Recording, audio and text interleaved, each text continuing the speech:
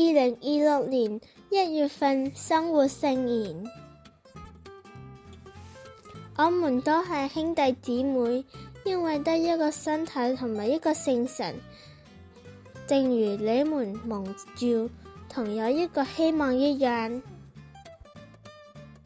聖誕節係慶祝天主子耶穌為我們嚟到世上嘅一個大日子。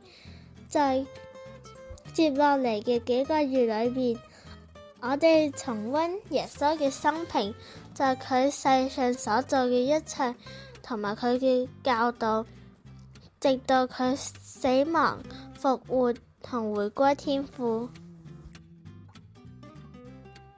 耶穌嚟到世上教導我哋要咁樣生活，正如喺一個大家庭裏邊，即使我哋彼此唔同都唔緊要，因為我哋彼此相愛，互相幫助。天主眾人之父使我們成為兄弟姊妹。今日我哋可以咁樣生活，讓我哋唔好為咗自己着想，而係要彼此為對方嘅好處着想，彼此寬恕，好似天父寬恕我們一樣。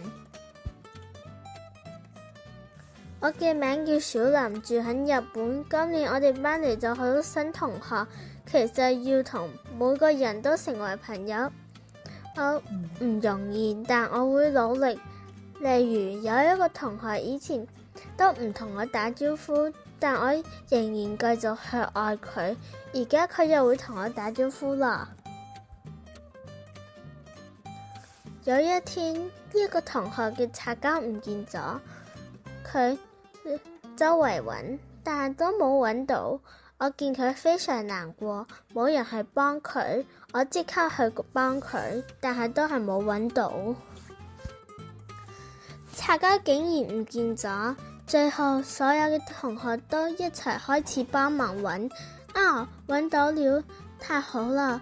唔係因為我哋揾到了擦膠，更因為全班都一齊嚟幫手，一齊分享咗呢份喜悅。